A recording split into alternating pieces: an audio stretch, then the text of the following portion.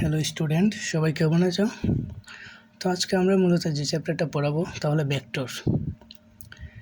বলা যায় ফিজিক্সের ফার্স্ট পেপারে যতগুলো চ্যাপ্টার আছে ভেক্টর তার মধ্যে অন্যতম। এই চ্যাপ্টারটা বলা যায় বৃত্তি।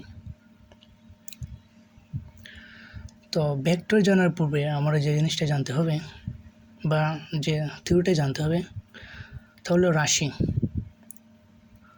অর্থাৎ রাশি কী বা রাশি কাকে বলে, কত প্রকার ও কী রাশি।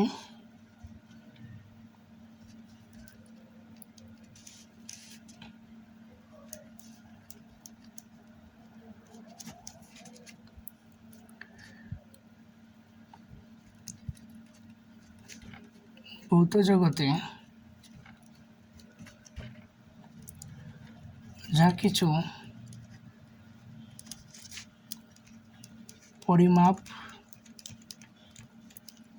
পরিমাপযোগ্য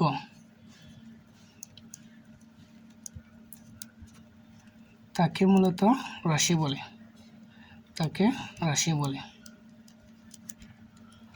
অর্থাৎ আমরা যা পরিমাপ করতে পারি, যেমন হতে পারে কোনো বস্তুর ভর বা কোনো একটি লাঠির দৈর্ঘ্য। উদাহরণ ভর, দৈর্ঘ্য। এদের মধ্যে আবার কোনোটার দিক আছে আবার কোনোটার দিক নেই। তার উপর ভিত্তি করে রাশিকে মূলত দুই ভাগে ভাগ করা যায়। একটি হচ্ছে স্কেলার রাশি বা অধিক রাশি।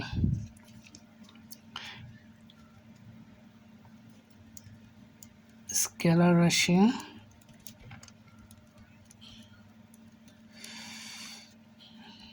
বা অধিক রাশি।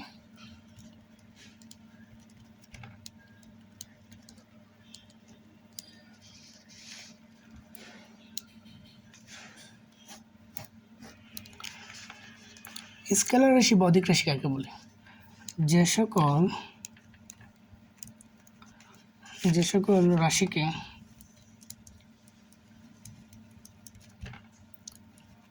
প্রকাশ করার জন্য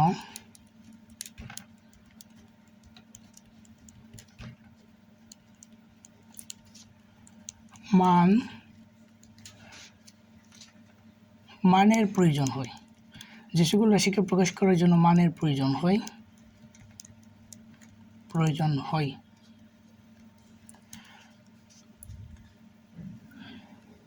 তাদেরকে স্কেলার রাশি বলে।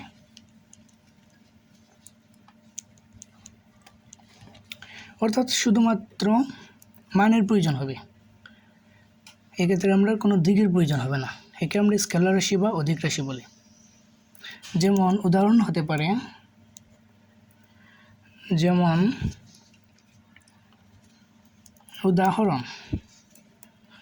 দৈর্ঘ্য হতে পারে, বল হতে পারে, দ্রুতি হতে পারে, কাজ হতে পারে, শক্তি হতে পারে, আর ইত্যাদি। এরপর আসি আমরা ভেক্টর রাশি বা দিক রাশি। অর্থাৎ যে সকল রাশিকে প্রকাশ করার জন্য মান এবং দিক উভয়ের প্রয়োজন হয় তাদেরকে আমরা ভেক্টর রাশি বা দিক রাশি বলি। অর্থাৎ এক্ষেত্রে শুধু একটি হলে হবে না, দুটির প্রয়োজন।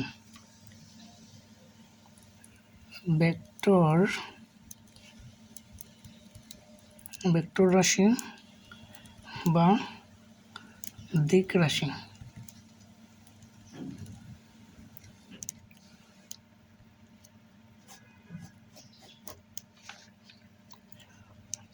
যে সকল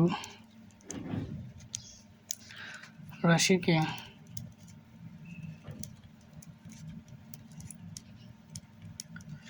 প্রকাশ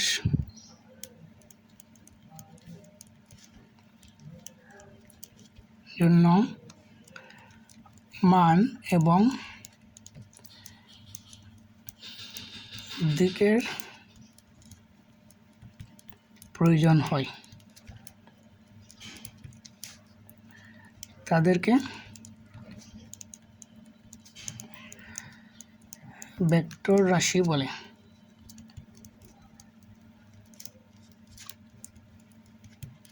অর্থাৎ আমরা শুধু যে কোনো একটি দিয়ে আমরা ভেক্টর রাশিকে প্রকাশ করতে পারবো না,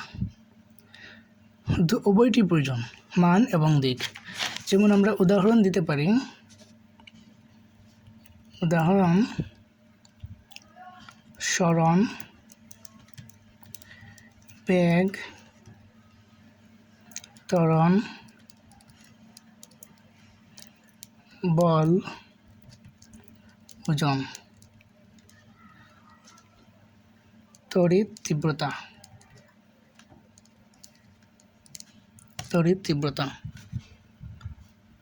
ইত্যাদি। অর্থাৎ আমরা বুঝতে পারছি যে স্কেলার রাশি শুধুমাত্র মান দিয়ে প্রকাশ করা যায়। উপর দিকে ভেক্টর রাশি মান এবং দিক উভয়ের প্রয়োজন হয়, নাহলে আমরা ভেক্টর রাশিকে প্রকাশ করতে পারবো না। তো কোনগুলো ভেক্টর রাশি সেগুলোকে মনে রাখার জন্য আমরা ট্রিক্স আছে একটা, সবাই একটু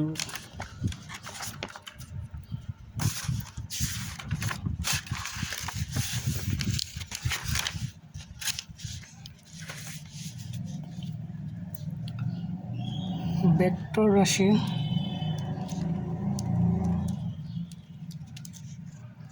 মনে রাখার ট্রিক্স,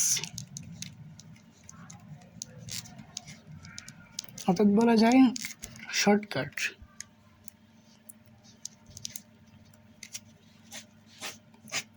তো আমরা এভাবে লিখতে পারি যে ববে সব প্রিয়তম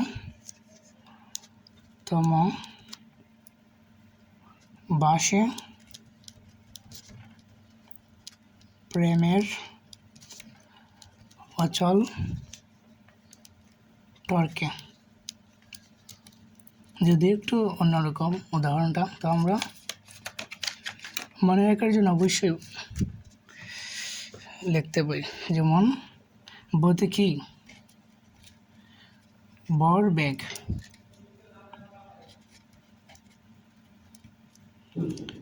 আর বতে বেগ, সাথে সরণ, বতে বল, প্রতে প্রাবল্য, সন্দেহতে ওজন। মতে আমরা বলতে পারি মন্দন।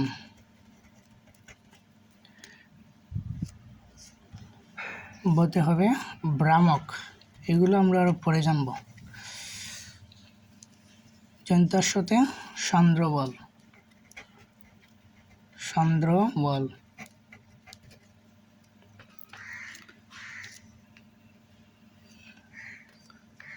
ওতে কি অভিকর্ষজ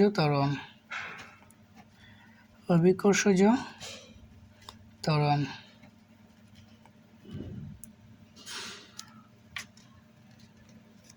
আর সাথে চুম্বক দৈর্ঘ্য। আর টতে কি আমরা ইম্পর্টেন্ট কি টর্ক, কতে কাল, এটা আমরা পরে জানবো কাল কি। তো এগুলোই মূলত একটা মজার টপিকস মনে রাখার। তারপর আমরা জানবো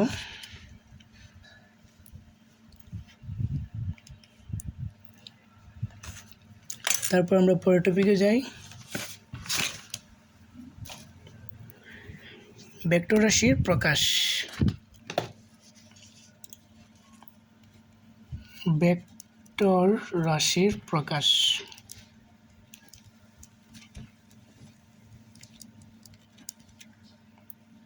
ভেক্টর রাশিকে প্রকাশ করতে মূলত দুইভাবে করা হয়। একটি হচ্ছে জ্যামিতিক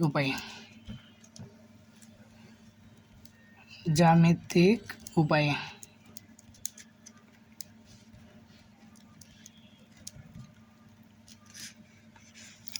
যেমন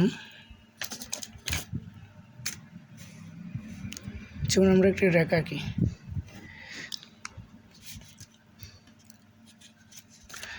তো এটা ধরলাম আমরা ও, আর এটাকে ধরলাম আমরা পি বিন্দু।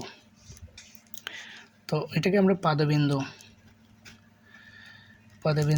বলে, এটা আমরা ধরি শীর্ষবিন্দু।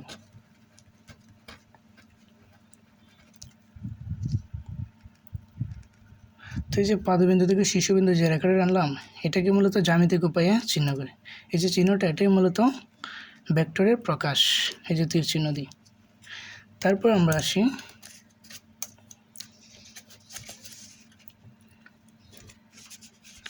অক্ষরের মাধ্যমে।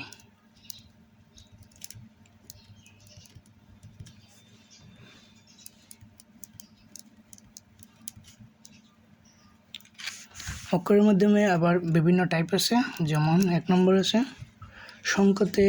সংকেতের উপর তীর চিহ্ন দিয়ে। সংকেতের উপর তীর চিহ্ন দিয়ে, যেমন সংকেত বলতে পারি, যেমন ABCD, এগুলো আমরা মূলত সংকেত ধরতে পারি। যেমন সংকেতের উপর তীর চিহ্ন, যেমন এই যে একটা সংকেত, এটার উপর আমরা তীর চিহ্ন দিলাম, তাহলে মূলত এটা আমরা বলবো ভেক্টর। এটাই মূলত ভেক্টর প্রকাশ। তারপর সংকেতের উপর রেখা চিহ্ন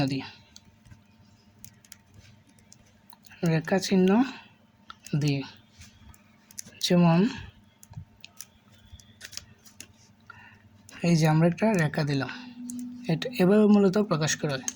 3 নম্বরটা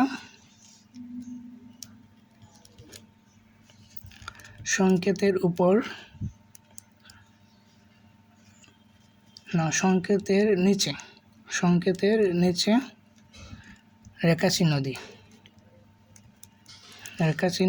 দিয়ে, যেমন প্রথমে আমরা উপরে দিয়েছিলাম, এবার আমরা নিচে, এভাবে মূলত প্রকাশ করি। 4 নম্বর মোটা হরফে লেখে।